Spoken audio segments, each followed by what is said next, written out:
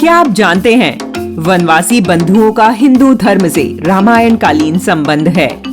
पवन सुत हनुमान जी, सुग्रीव, बाली, जामवंत समेत सभी वानर अर्थात वन में रहने वाले नर हैं। रामायण में राम के वनगमन में मिलने वाले सभी लोग वनवासी हैं, जिन्होंने राम के बहुत बड़े संकल्प और सत्कार्य में अपनी महती भूमिका निभाई है।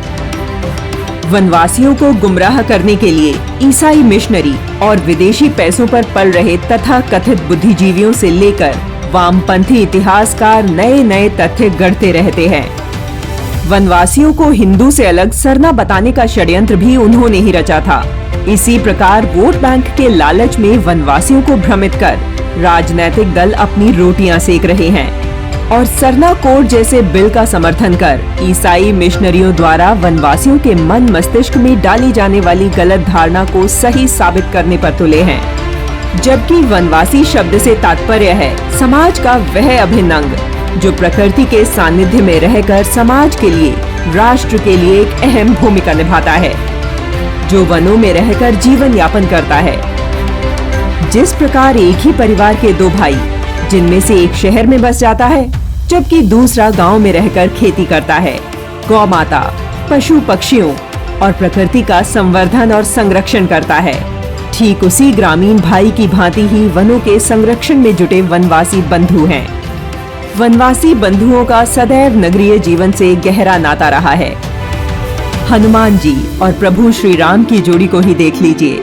हनुमान जी वास्तव में कोई बंदर नहीं, अपितु वन में बसने वाले मनुष्य हैं और उनके परम प्रिय हैं भगवान श्री राम।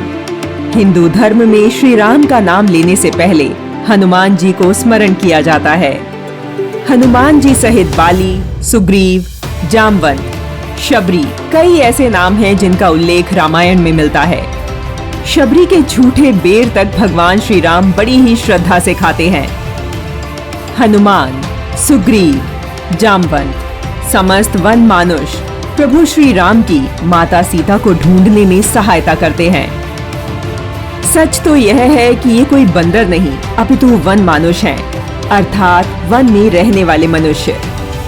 वनों में रहने के कारण उनका आवरण, साज सज्जा, खान पान और पहनावा इस प्रकार का है जो उन्हें प्रकृति के निकट होने का बोध देता है, जिस कारण हम उन्हें वन्य जीवों के विस्तार के रूप में ही देखने की भूल करते हैं। प्रकृति के निकट और नगरीय सभ्यता से दूर होने के कारण वे परिष्कृत तो नहीं होते, किंतु एक मनुष्य के रूप में हमसे अधिक श्रेष्ठ होते हैं।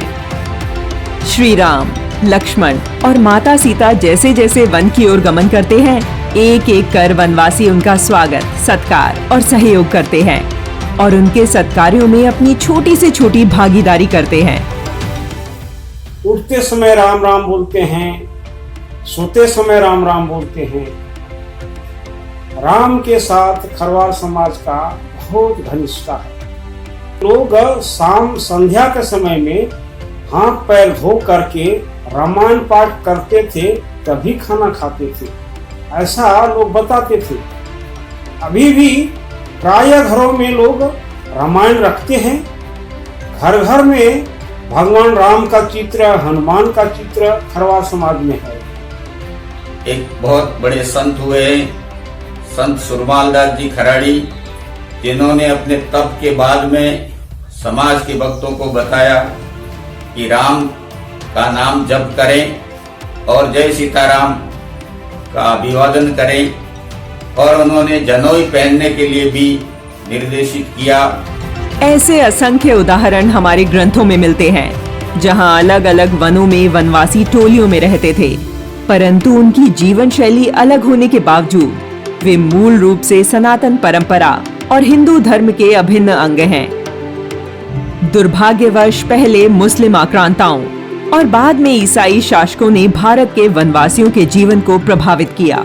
मुगलों ने भारत में धर्म परिवर्तन के लिए क्रूरता का मार्ग अपनाया और बाद में ईसाई मिशनरियों ने प्रलोभन तथा अन्य सभी संभव प्रयासों से हिंदू समाज को छिन्न भिन्न करने का प्रयास किया और यह प्रयास आज भी जारी है।